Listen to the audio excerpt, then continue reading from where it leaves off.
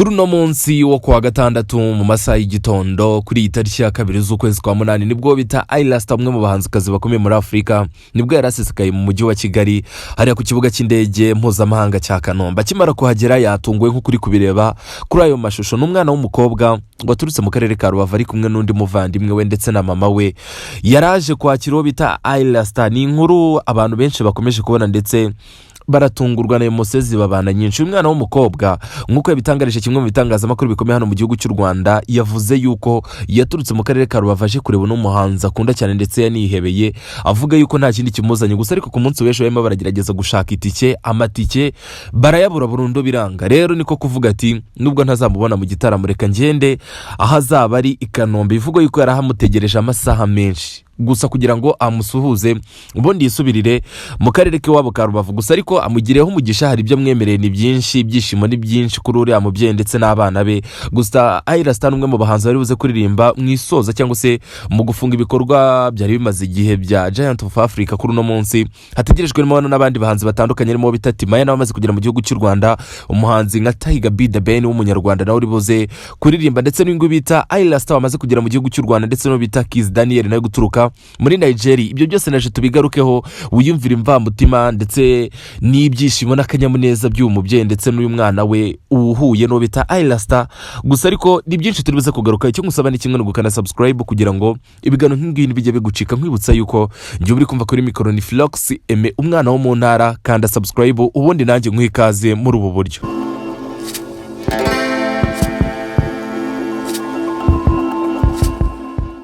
Gusa ariko wowe ushaka kwiga ibijyanye na audio and video production, igisubizo nta kindi ni ishuri rya SIA program. Binyuze mu ishuri ryacu ubasha kuba umuhanga ndetse n'intyoza mu bijyanye no gutunganya amajwi n'amashusho. Ushaka kwibaza uti ese natangira na kwigana namwe nte? Kugeza kuri no munsi kwiyandikisha byaratangiye. Abashaka kwigana natwe mu masomo atandukanye, icyo usabwa ni kimwe gusa, ni ukutwandikira kuri izo nimero reba kuri screen yawe cyangwa ukaduhamagara tukagusobanurira byinshi birambuye. Nari ngerageje kubinyuramo muri make nkubwira ibyi video wakomeje kureba kuri screen yawe y'umwana w'umukobwa ukomeje kuvugisha benshi ku bitangazamakuru bitandukanye ndetse no ku mbuga nkoranyambaga dukoresha hano mu gihugu cy'u Rwanda. N'umwana w'umukobwa aturutse mu karere ka Rubavu azanye n'umuvandimwe we ndetse n'umubyeyi we aje kureba Ailasta. Gusa ariko ibyari kumureba gusa bihindutse ibindi. Ibyo byose nagira ngo tubigaruke. Gusa ariko ntaraje kure, ndagira nkwibutse yuko festival ya Giant of Africa imaze icyumweru cyose hagenda haba ibikorwa bitandukanye. Nkwibutse yuko concert ya mbere yo kubifungura yari concert nziza cyane, yabayemo ibitaramo abahanzi bararirimbaho bita Kevin Kade ndetse n'abandi benshi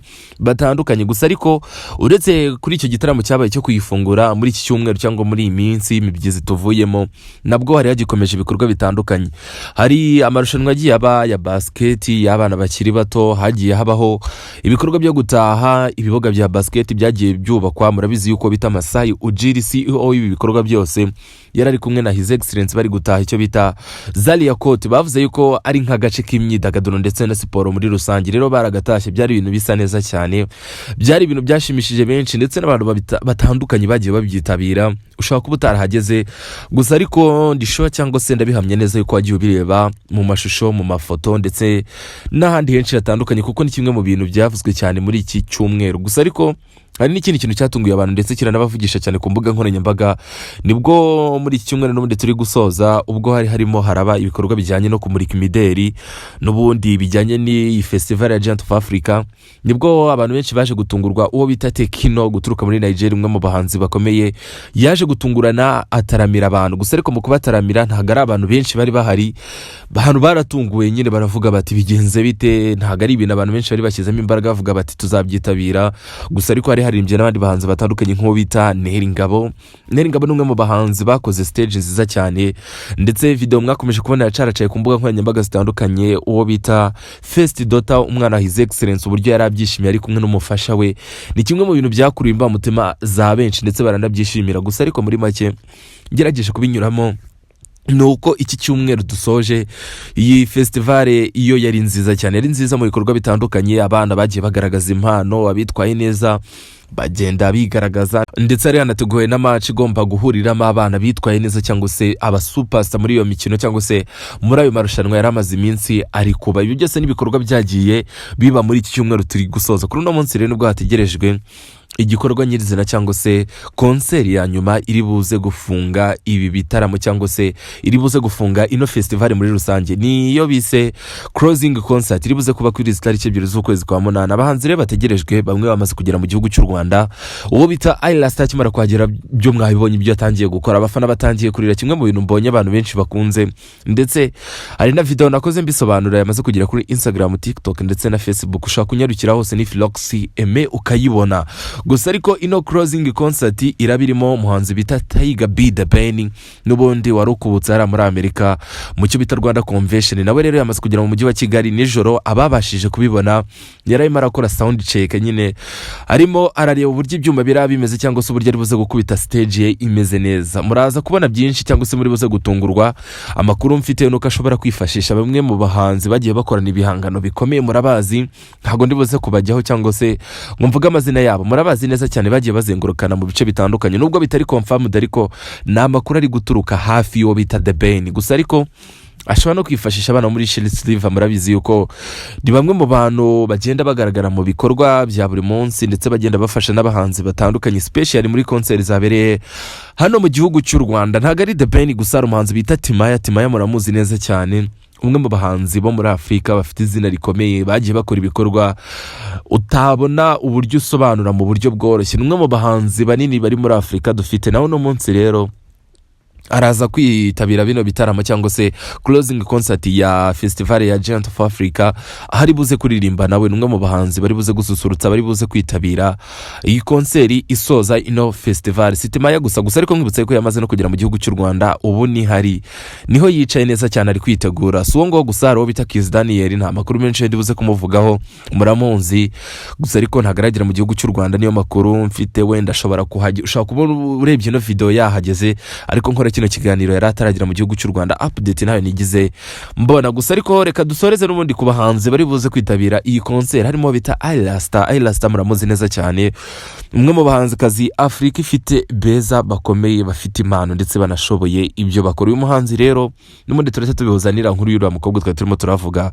Uyu muhanzi kazi niwe navuga yuko ari we muntu munini utegerejwe cyane kubonwa, kuko ntago ari inshuro nyinshi yagiye ataramira mu gihugu cy'u Rwanda, nta nizo benshi bazi, nimboneka rimwe ni kwa kundi wumva ngo ni chance ugeze yo kumubona. Uyu muhanzi kazi rero nyuma yuko ageze mu mujyi wa Kigali Kanombe, mwabonye ibyabaye. Uriya mwana w'umukobwa yaturutse mu karere ka Rubavu na mama we n'umuvandimwe we baje kureba Ayirasta, kuza kumureba gusa ngo barebe izo ndirimbo ze. Gusa ariko ku munsi w'ejo bagerageje kugura amatike, kuko amatike yari ari ku isoko yari make ukurikije none n'abahanzi bari buze, none dore ko n'ibiciro bitari hejuru, amatike yari yamaze gushira. Rero bari abana n'umubyeyi we bagerageje kugura itike biranga, baravuga bati se twapfa gutaha tutabonye umuhanzi watuzanye, ati biragoye ntago waturuka ku Gisenyi ngo upfe gusubirayo. Nubwo bagiye inama baravuga bati tugomba kujya hara ku kibuga cy'indege, basi tumuce iryera tumubone, Sefini twitahire. Gusa ariko ibyari kumubonesha ijisho gusa cyangwa se kugira ngo bamubone gusa byaje guhinduka ibindi, nibwo baje guhura n'ibyo nakita nk'umugisha benshi badakunze guhura nawe,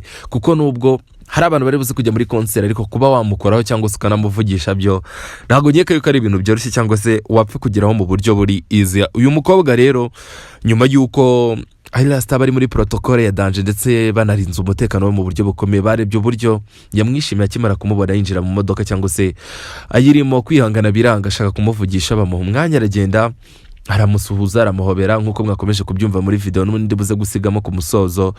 Umwana byamurenze, Ayirasta aramubwira ati wirira, aramubwira ati ihangane, ni ibintu bisanzwe turahuye. Umwana ati ndagukunda cyane, aramubaza ati se witwa nde, amubwira izina rye, aramaze ati waturutse he, ati naturutse kure cyane nje kukureba. Aramubaza ati se ufite itike yo muri concert, umwana ati ntayo mfite.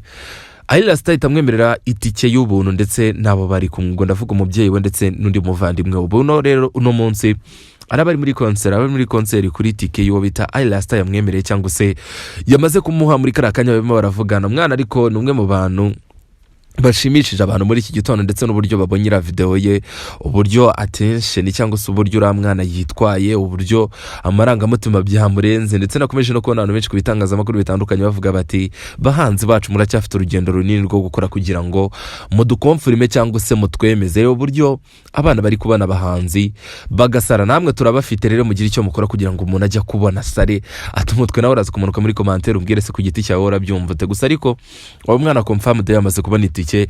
Ni ibitaramo nk'uko babitangaje igihe cyo gutangira se amarembo arabafunguye hara muri BK Arena guhera ku isaha y'isa 10:30 deni show ize gutangira ku isaha y'isa 12:30. Ubwo baraza gukomeza kugeza aho konseri igereye ku musozo. Nuko bimeze, nuko byestaye, nuko show imeze, nuko bipanze, uramwara nuko bimugendekeye. Rero ni ibyishimo cyane kuri uramwana w'umukobwa gusa, ariko n'umundi ndaza kugaruka ku bindi bintu ugomba kumenya. Ayla Star nkuko nabikubwiye inshuro nyinshi yaje gutaramira mu gihugu cy'u Rwanda, ntago ari ibintu bisanzwe biba. Ndakeka ari inshuro ya kabiri, niba ni inshuro ya kabiri uko mbyumva kuri njye. Ubwo namwe muraza kunyunganira mu manuke muri commentaire abifite amakuru menshi gusa, ariko nuko nta kanya ndimo ndirukanga nkori no nkuru kugira ngo bicekinge neza gusa. Ariko Ayla Star umwe mu bahanzi tudasanzwe nyine tubona mu maso yacu nk'uko haraba tujye tubona bakunda kuza mu event menshi atandukanye. Ayla Star umwe mu bantu bitezwe cyane. The Ben nawe nuko hari hashize iminsi nta gitaramo ari kuririmba hano mu gihugu cy'u Rwanda. Urumva ko amezi yaragiye gushira ari nk'umunani nta konseri nini tumubonamo.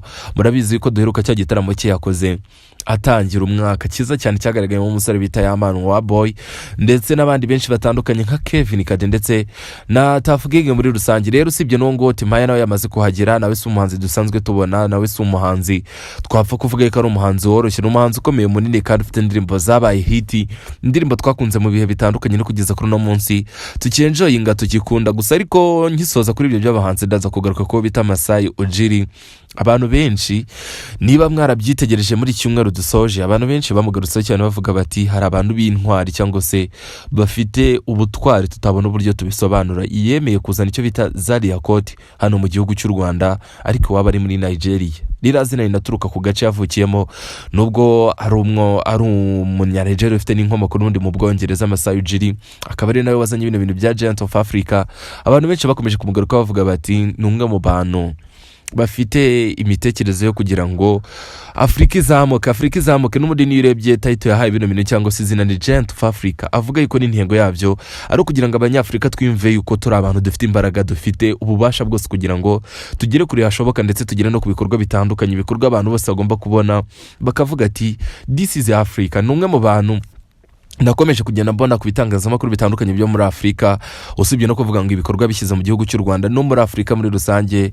Nakomeje kubona ibitangazamakuru byinshi bimugarukaho, byandikaho inkuru bavuga bati ibi bintu biri massive, ni ibintu bidasanzwe, ntago ari ibintu dusanzwe tubona ku bantu bose. Dufite abanyafrika bafite amafaranga menshi. Mwibutsa yuko no bita Aliko Dangote n'ubundi nawe yarari mu gihugu cy'u Rwanda ubwo batagiye bita Zalia Court. Ni ibintu bikomeye cyane, ni ibintu tutabona uburyo dusobanura kuko twabonye ibintu tutari dusanzwe tubona nk'ila Zalia Court. Abantu mwabashije kuhagera mwarabyiboneye, hari ibibuga bya basket, hari ibintu byinshi, ahantu ho kwidagadurira, ahantu ho gukorera siporo.